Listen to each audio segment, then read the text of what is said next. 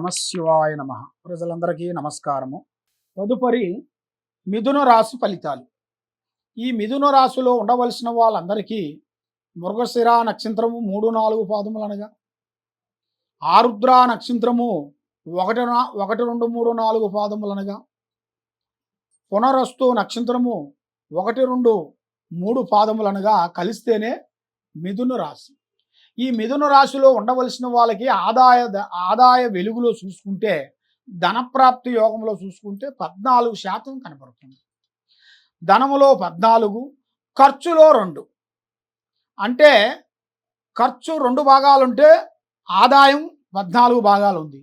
కాబట్టి వీళ్ళకి ఏ కార్యక్రమం చేసినా కూడా చేతిగాడికి రావటం, చేజారిపోవటం, నమ్మిన వాళ్ళు సాకారం చేస్తానన్న వాళ్ళు, మనకి సాకారం చేస్తానన్న వాళ్ళు కూడా సాకారం చేయకోకుండా ఉండటం, మానసికంగా ఇబ్బందులు పడటం, ఇలాంటి కొన్ని సమస్యలతో సతమతం అయిపోతున్నారు. మరి రాజపూజిత 4, అవమానాలు 3. కాబట్టి మీరు ఎంత మంచికి పోతారో అంత చెడు వస్తుంటుంది మీకు. ఏదైనా సరే ఉండవాస్తా అని చెబుతుంటారు. చెప్పిన దానివల్ల మీకు లేనిపోయిన చికాకులు, ఇబ్బందులు కొన్ని ఎదురవుతుంటాయి. కాబట్టి భార్యాభర్తల మధ్యలో అంటే వైవాహిక జీవితంలో చాలా వరకు కొన్ని ఇబ్బందులు, కొన్ని ఎదురయ్యే మార్గాలు కొన్ని కనబడుతున్నాయి. దాంట్లో మీరు చాలా జాగ్రత్త కొన్ని తీసుకొని, దాంట్లో కొన్ని శ్రద్ధ తీసుకున్నట్టుగైతే మీ కుటుంబంలో భార్యాభర్తలకు కానీ, కుటుంబంలో ఎవరికైనా కానీ ఏ సమస్యలు ఉన్నా కూడా ఒక మార్గం అనేది కనబడుతుంది.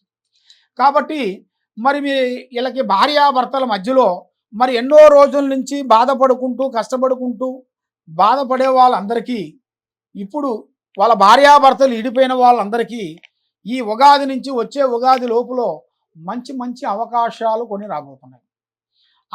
ఆ టైం వల్ల మంచి అదృష్టం గడియల వల్ల మళ్ళీ ఒకటైపోతారు. మళ్ళీ భార్యాభర్తలు బాగుంటారు. మళ్ళీ వీళ్ళు బిగినిచ్చేస్తారు, వాళ్ళు పనులు చేస్తారు. భార్యాభర్తలు ఒక కుదురుగా పోగలుగుతారు.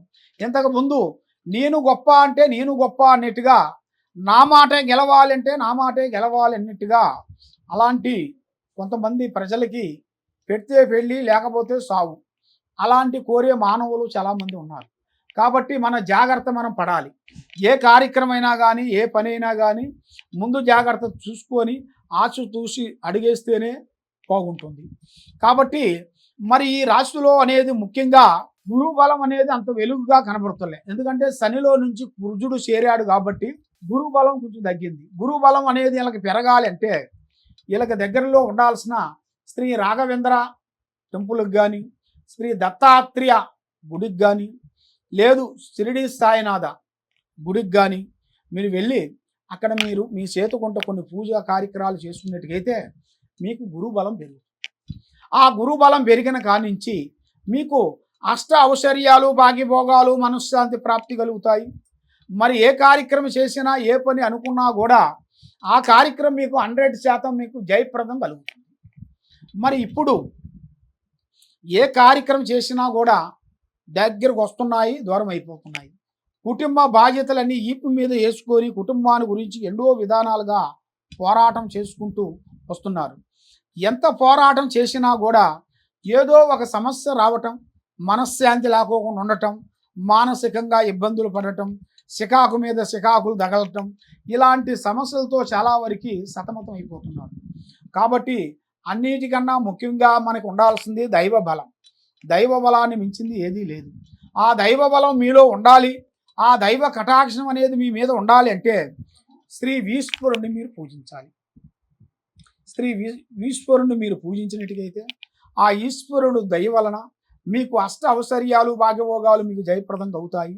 మరి దాంతోని పాటు శ్రీ కాలభైరవ, ఆ కాలభైరవ పూజా బలం అనేది చేసినట్టుగైతే మీరు వారం శనివారం 21 వారం వరకు మీరు ఆ కాలభైరుడికి పూజా విధానం చేసి 3 రకాల నూనెతోని దీపారాజన చేసేసి అక్కడ చేయాల్సింది కొబ్బరి చిప్పలో కానీ, లేకపోతే మనం గుమ్మడికాయ దిష్టి తీసిన దిష్టి మనం కొడుతుంటాం కదా, అలాంటి గుమ్మడికాయని మధ్యలో కోసి దానిలో ఉండాల్సిన మొత్తం చెత్త తీసేసి దాంట్లో నూనె పోసేసి జ్యోతి వెలిగించాలి.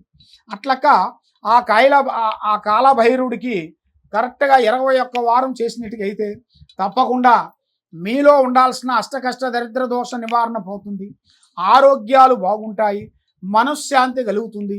మీరు ఏ పని అనుకుంటారో ఆ పని మీకు 100% సక్సెస్ అవుతుంది. కాబట్టి ఎన్నో రోజుల నుంచి మీరు బాధపడుతూ ఉన్నారా? ఈ కింద ఉండాల్సిన నెంబర్కి మమ్మల్ని సంప్రదించినట్టుకైతే మీ పేరుని బట్టి, సమయాన్ని బట్టి మీకు ఏమి జరుగుతుంది, ఏమేమి ఉందా అనేది మేము చూసి అన్ని విషయాలు చెప్పగలుగుతాం. సర్వో జనా సుఖినో భవంతు.